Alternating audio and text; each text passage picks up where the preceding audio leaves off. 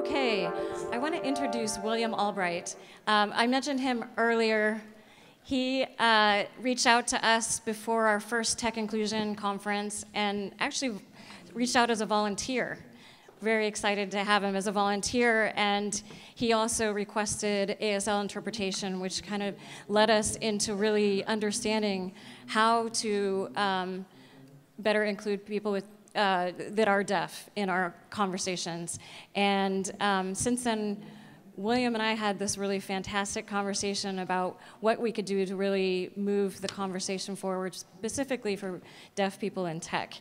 And so I'm going to have William go ahead and introduce this panel.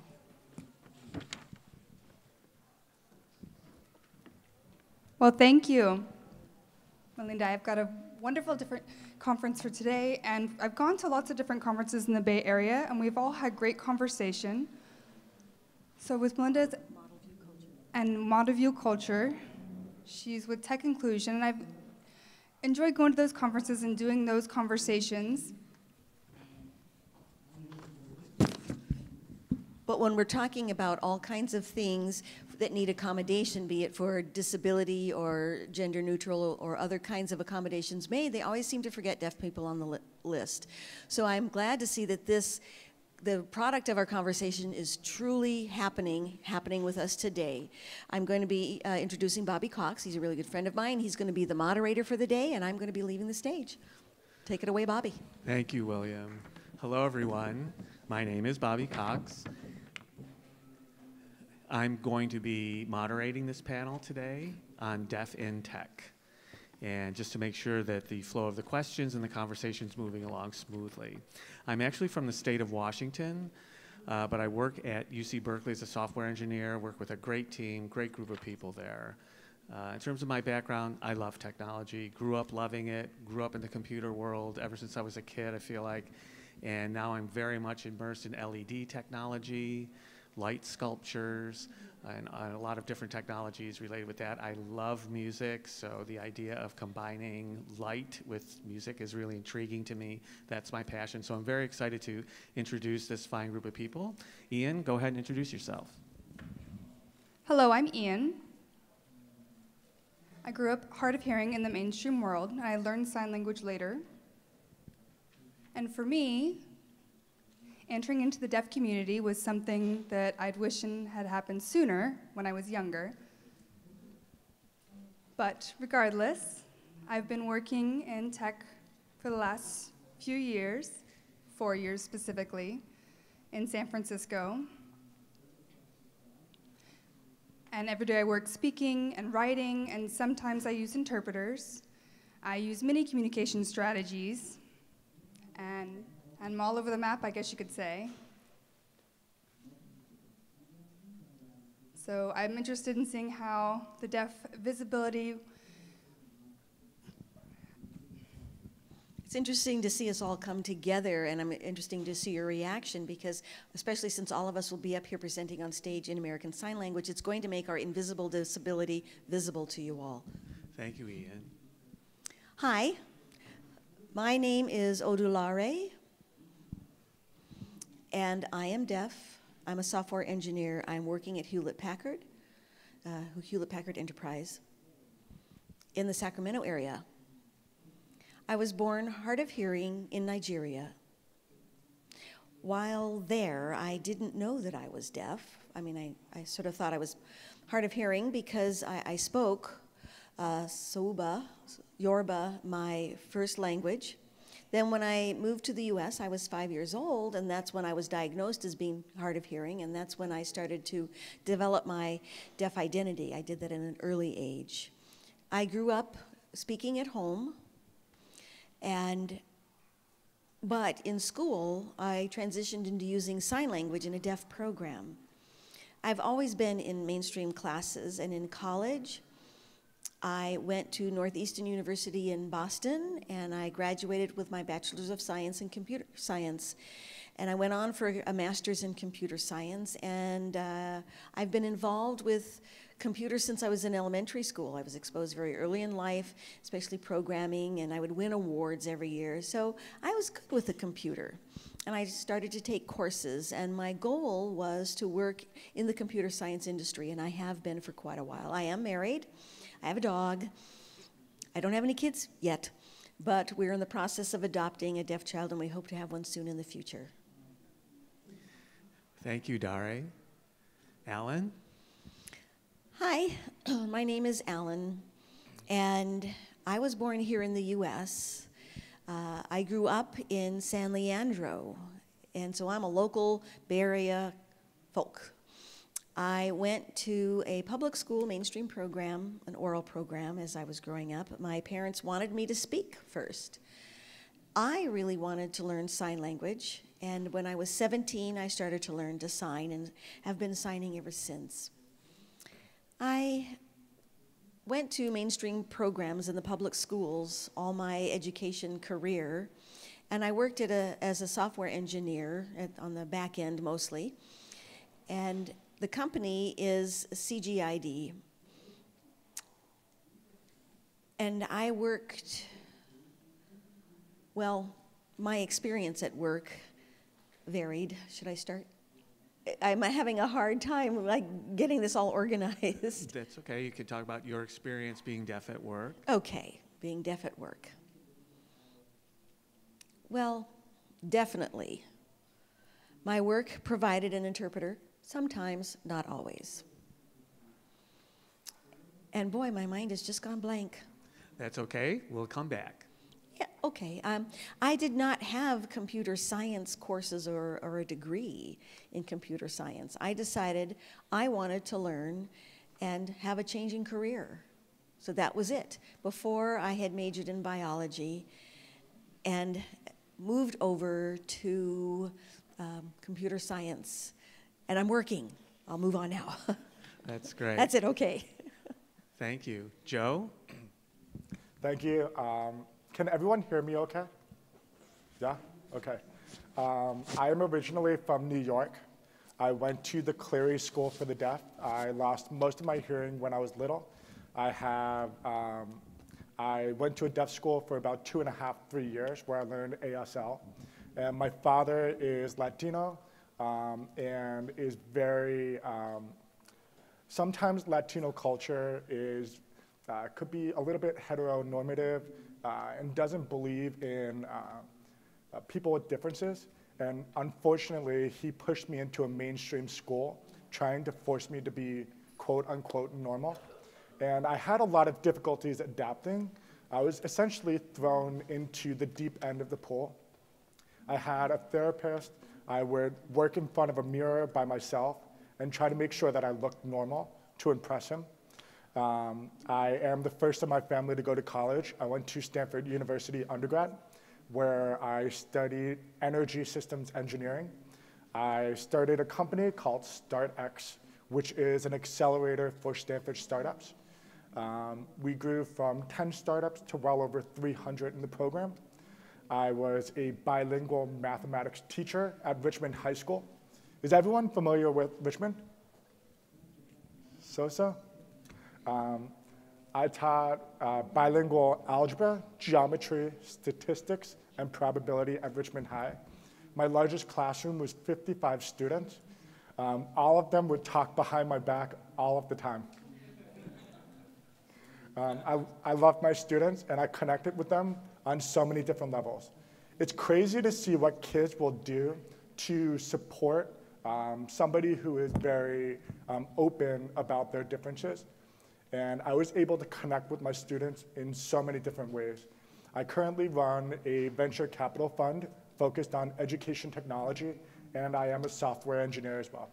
So thank you. Great. Thank you, Joe.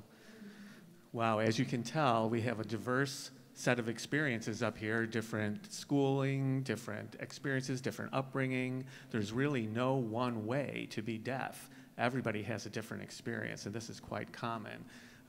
Yes, we all connect with each other and have in common that we're deaf, but we come to it in so many different ways.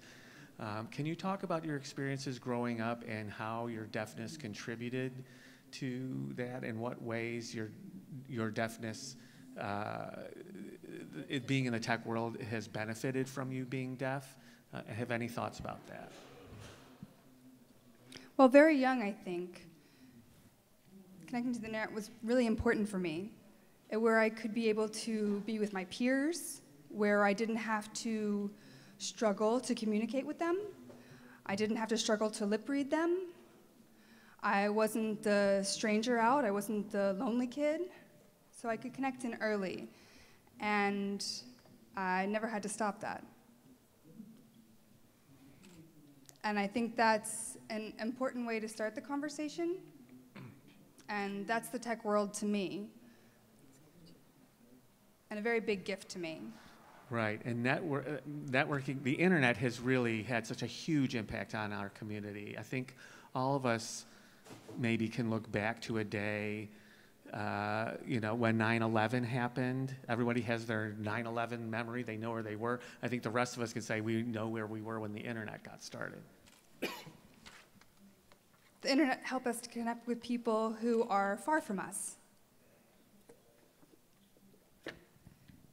A kid can connect to somebody who is like them, but distant from them. And you can connect with people just on a similar pathway, or they can be in the same room or in the same town. It provides a means of communication.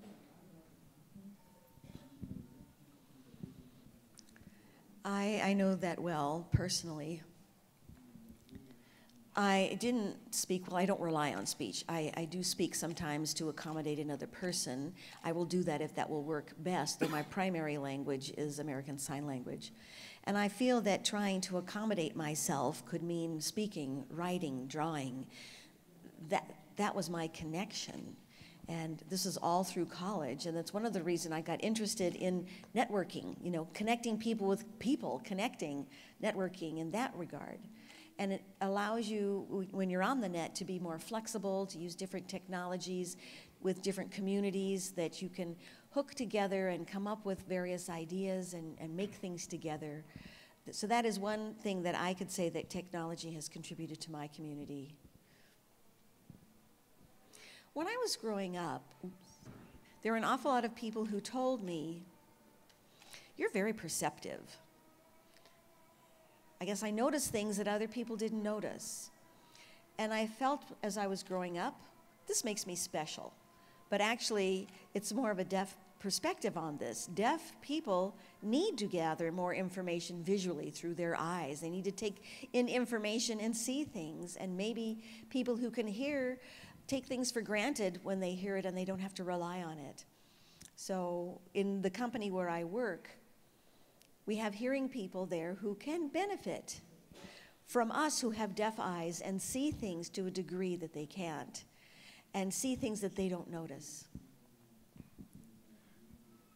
I think to launch off of that point, at least for myself, I've been able to develop a sense of empathy that I haven't been able to see amongst mainstream people in the workplace.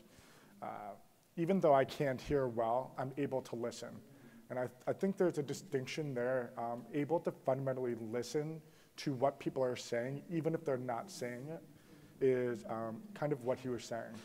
And when one person brings that sense of empathy to a group, people can rise to the occasion, and it generates a collective group of responsibility and empathy that really drives the organization forward.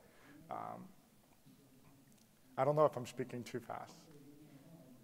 Then the other thing, okay. I think you're doing fine. Then the other thing that I've been able to take away from my deafness is being able to, I guess, have a sense of levity and laugh about it sometimes. I think laughter and humor are a great thing to bring people together. And I make jokes about my deafness all the time, probably not appropriate. But it definitely does bring that sense of community, and it opens people up to alternate perspectives and alternate abilities. If I could add to that, yes, thank you. With your comments, I'm feeling that empathy, that understanding of someone else's experience. As a deaf person, I think it's really difficult for us to feel included in a conversation. We have to work all the harder. And so I feel like internally, I like to help other people.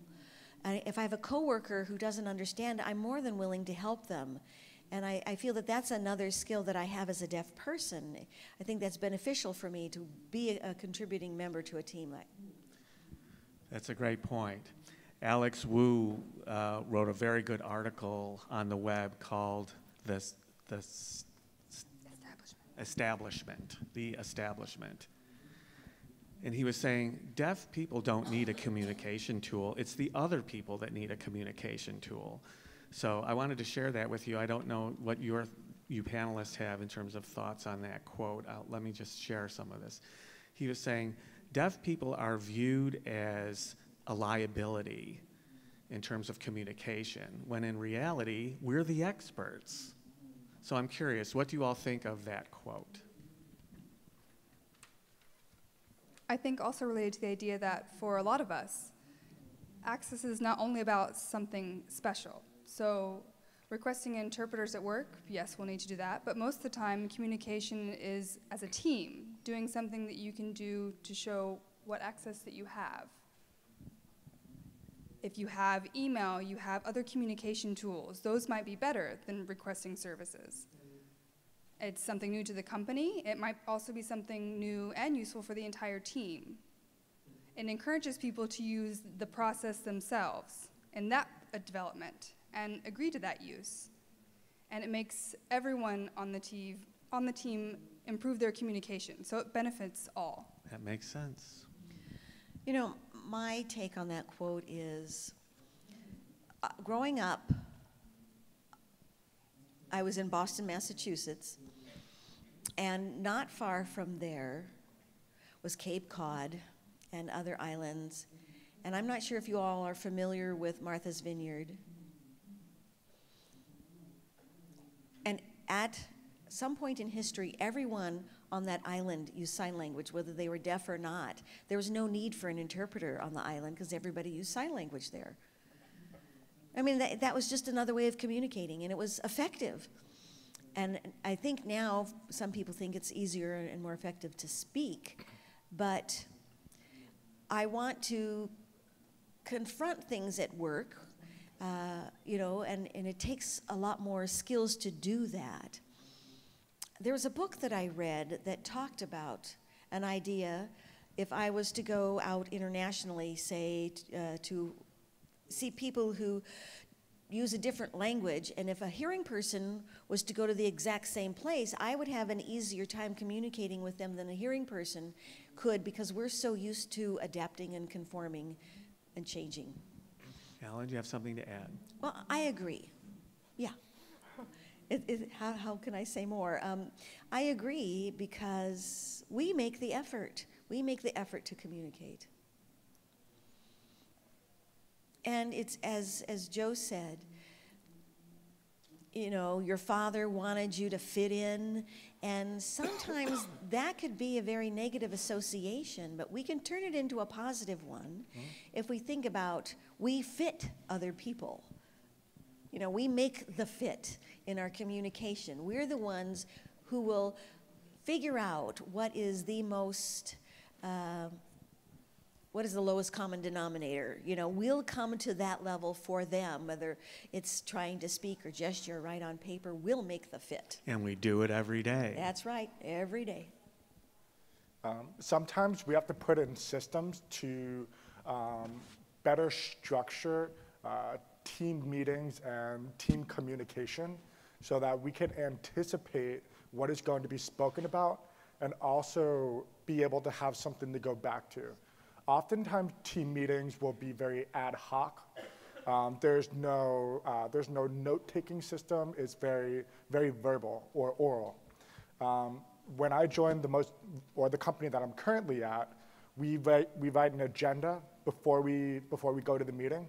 We have one person designated as the note taker, and then we send those notes out to the whole team after, and we also track all of the deliverables in Trello or Pivotal Tracker or something like that.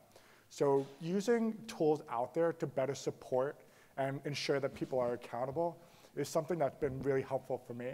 And I had to proactively make sure that we put those systems into place. But we've noticed that those systems have boosted productivity for our team by 50%, maybe even 100%. So it's pretty cool to see that something that I needed myself actually helped the whole team perform better. Yeah. We do know that with practice comes skill, and we deaf people have many communication approaches that we're skilled in. We know how to communicate with a person, whether it's a new friend or someone we've known for years. For example, for this panel, this group of us had to meet each other for a few minutes ahead of time and look at how we were going to communicate with each other and communicate with all of you. Where should we position the interpreters? You know, we spend every time dealing with communication, so we're the experts at it. Now, related to technology, I wonder what your unique experiences are in using technology in terms of video chat, online chatting, Slack, different internet programs, as you were saying.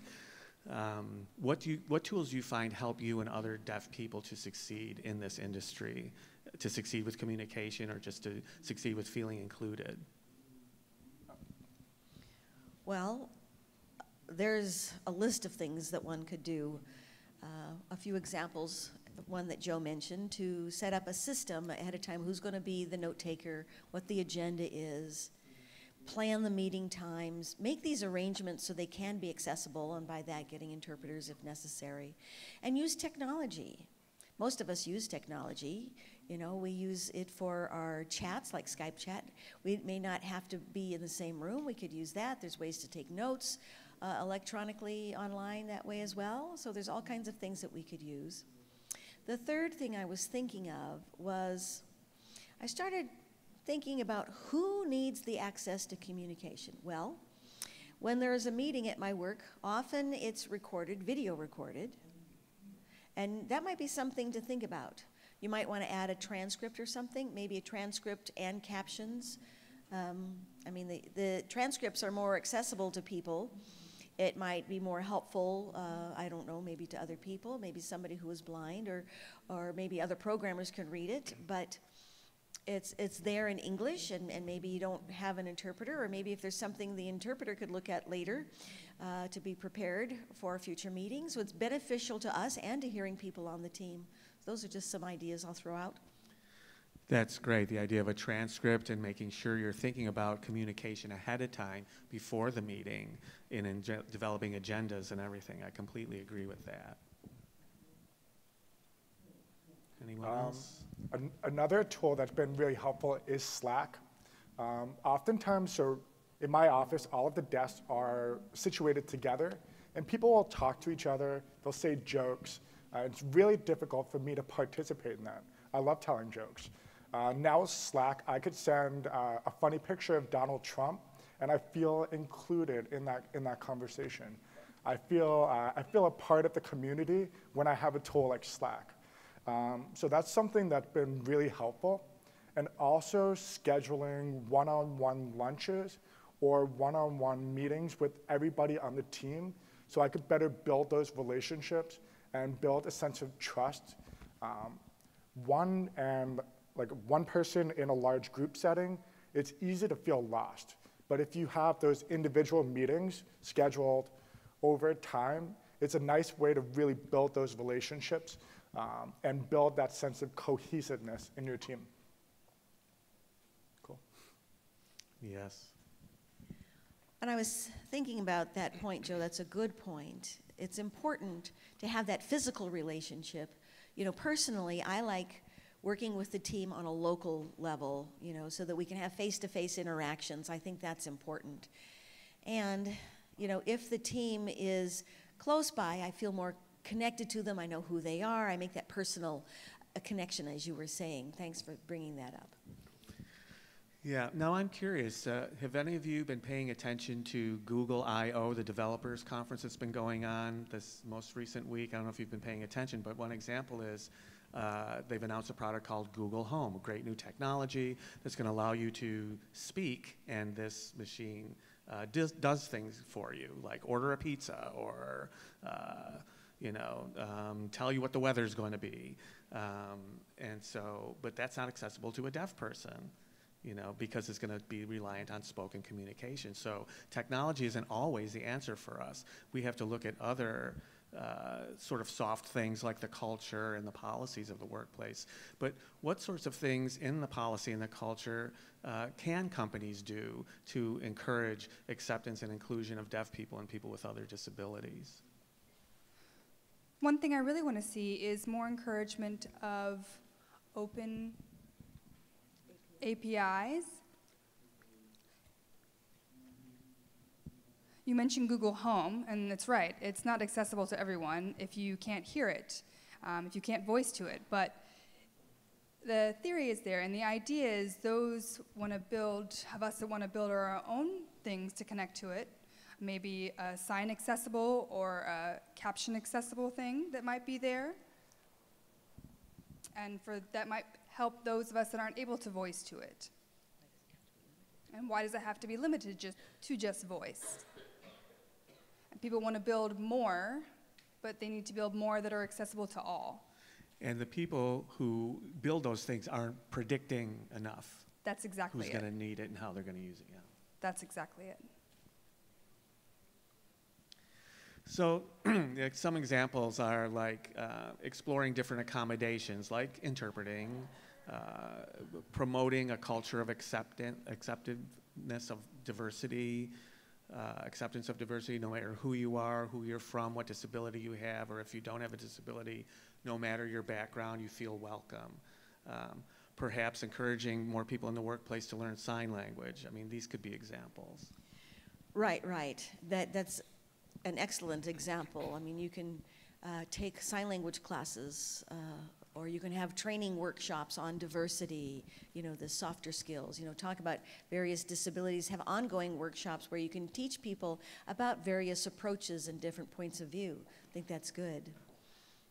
I know where I work, there are several people there who have a curiosity about sign language. And sometimes they'll ask me a question about what's the sign for a particular word, and so I'll show them what the sign is. So I know that there are people there who are really interested and willing to learn and be involved with us and include us with them. It's a dialogue, really. It ends up being a dialogue with the company. You have to work together. It has to go both ways because everybody has their own history, as they were growing up. So now we work together. We who are in this company work together. We, as the company, figure it out, what we're going to do to communicate. One thing that's really important is for leadership to have an asset-based mentality when it comes to supporting those who are differently abled, especially deaf, or including people who are deaf. So it's a question of language and how they are phrased, how people should approach people who are deaf. Another thing is thinking about deafness with respect to other people's goals. For example, companies that are very product-focused, if they include a deaf mentality into product development, will ultimately potentially gain more users or further their business bottom line. So just because accommodations are a part of the question, it actually does translate into a more sustainable business if you are including more diverse perspectives into the equation. For example, I was a software engineer for a company called Locomotive Labs. Is anybody familiar with Locomotive Labs? Yeah, great. So I was a software engineer, and we basically built a math application for children with special needs. And we built in adaptations for autism, verbal prompts, different fonts for dyslexia. And we built all of this in from the beginning. And because of that, we went from 90,000 to 2.4 million downloads in about 10 months. Just actively thinking about that is really important for the business bottom line as well. Go ahead. Well, Joe brings up a really good point about having access being built in from the beginning, and that's really good to say. Because if you do it at the beginning, you're going to save a lot of money in the long run. Instead of asking to retrofit with some kind of accommodation, think about it early on in the planning stages, thinking about expanding those perspectives, the different cultures. It will benefit everyone, and the company will benefit in the long run. Most definitely, I agree. Asset-based thinking is a fantastic way of looking at it. And also looking at it in terms of inclusion, not accommodation. Because when you look at accommodation, it's like you're having to provide something to someone. I'm doing something for you. As opposed to when you look at it as inclusion, you're thinking, what do we need to do to make this completely accessible? And so that's a great way to make things successful for hearing people as well. Because we all need the same things ultimately, whether we're deaf or hearing. And so the question is, what can we do to include everybody? So how can we improve this? How can we encourage this kind of interaction to go on? It's a difficult question I have with myself all the time. Well, I would say the best thing to do would be an advocate, so be self-advocating. Often you have to ask for the accommodation. And I'm used to that because I've had to do that all my life, ask for one accommodation or another. And I've decided to change my approach and try to say this in a more generic way. For example, for captions, I might say, I need captions, but I'll say, this is beneficial for you as well. And especially for you non-native speakers of English. Maybe you are in a place where there's a noisy environment, it's difficult to hear what's being spoken. You can read the captions. So, you know, that's one, it's beneficial for everyone. That's a nice way to frame it. Self-advocacy and making it a positive message. Yeah, fun fact, Hulu was originally developed in captioning because so many people were watching it at work, and they needed a way to do that quietly instead of having to wear their headphones. So, you know, yes, it's accommodation, quote unquote, but it goes to benefit everyone. And I think captioning is fantastic in general, how it can define and redefine what it means by access. I know all of us here on stage remember a long fight to get captions, content and captions. Like Netflix, it was popular, not with the deaf, but everyone else loved Netflix. So there was a huge change in how society thinks about captions and what it means for them. Okay, well, we need to start wrapping up. I wonder if any of you have any final thoughts to share before we open it up to questions from the audience.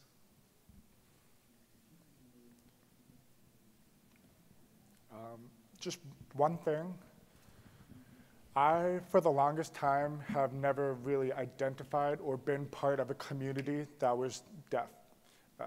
There was one time when I was waiting for the BART, and I saw a group of 20 people signing, and I felt completely isolated. I was alienated. I felt different. And now that I'm starting to become part of a community that is accepting of it, we need more people who are mainstream to become a part of this who may not traditionally be a part of it. So I thank everyone here for being here, who are willing to be accepting, who are advocating. And I just wanted to say thank you for really putting this together and being here.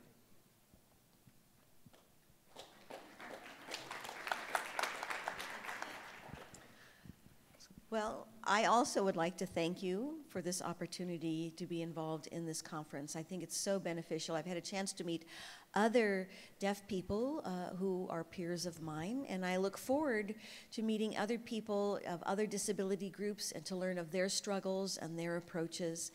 And this has taught me a lot, not only to self-advocate, but advocate for other people as well. So thank you again for this opportunity to be here. Right, and thanks to you all amazing people on this stage for coming here. and sharing your expertise. So if you need to talk to any of these communication experts up here, they're available. Okay, so let's open it up to questions. There's one right here.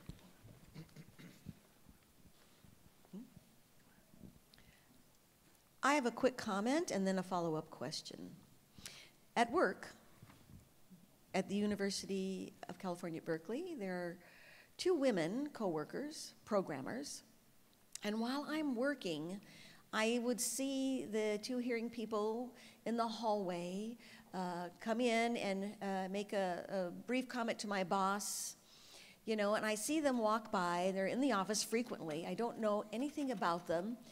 And they just whiz right by me and say something that needs to be said and then go out in the hallway. And so there's no accommodation there. There's a woman programmer who saw these lack of interactions for me, and she will type the message to me, and she will tell me who this person is, where the person works, what they're doing, and basically what the question is about. I did not have to solicit that. This coworker did it for me, and it helped me become so much more familiar with the work environment. So I was thinking about, what do your coworkers do to help you with access? I just have this one woman who's a coworker who's done that for me. So my question is, what happens for you? That is a great question. I'm so curious to know your answers to that. What was the question? What do coworkers do to help In a transitional time during my work, there's one guy who interprets everything to everyone and communicates with me and always lets me know things that are going on. But what if it means if I don't respond to you? What happens? And even 4 years later, I notice that they'll explain the same thing to everyone else, including new hires. So it wasn't just about me, and it was just on him to feel to share the information with everyone else.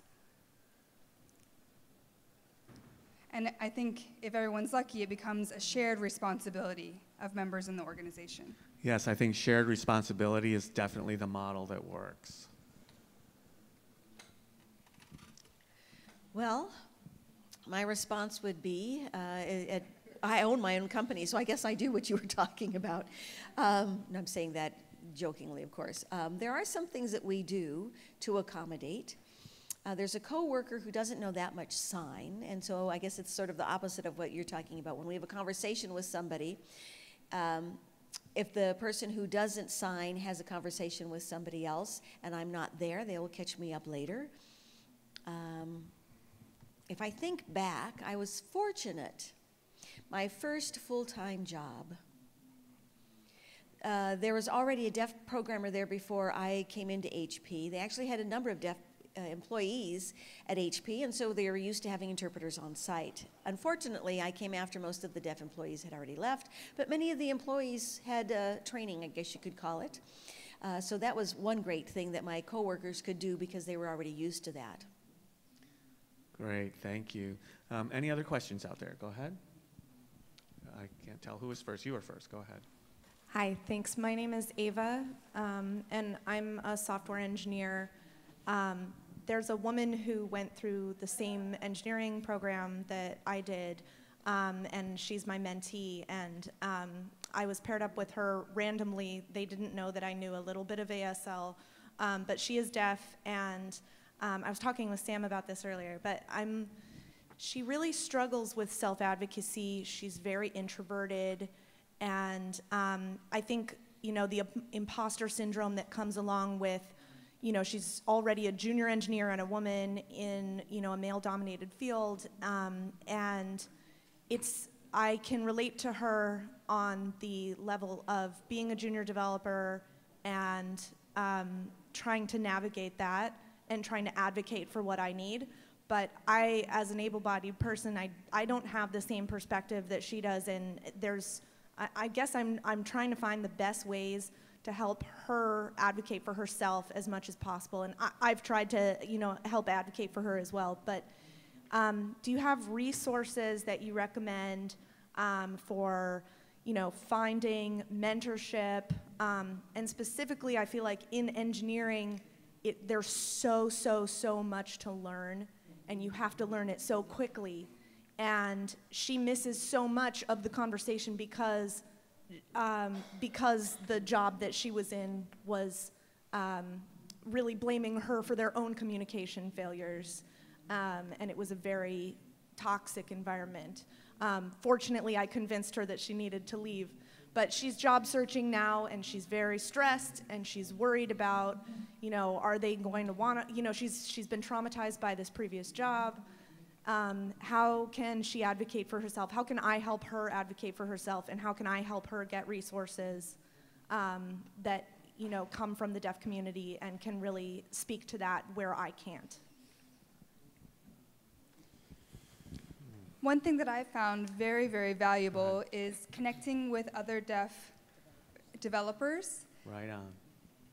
that had successful communication, and it's really hard to know how their experience is at work, because we have so many different experiences. We have Slack as a tool here.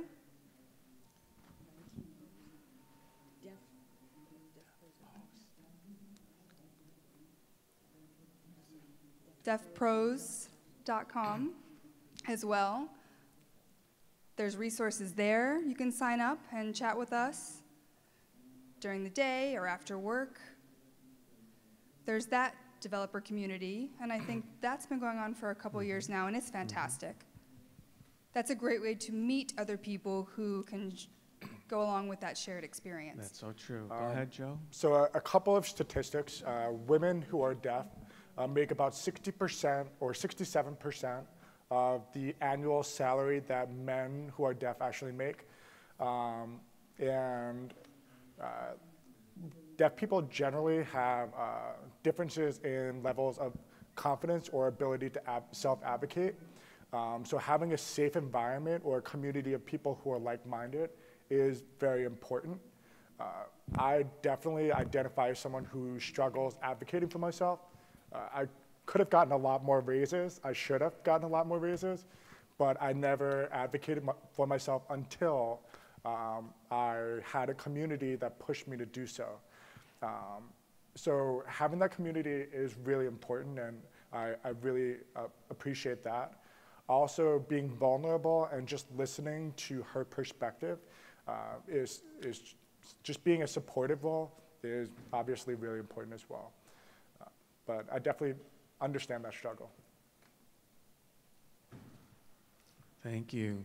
Anyone else have something to add to that? Well, I agree with that. It's really important to be an ally for your coworkers, like the woman that you were describing. It's very important. Well, I'm sorry, that's all the time we have for now. So thank you so much for participating in our panel. Thank you, panelists, for your contributions.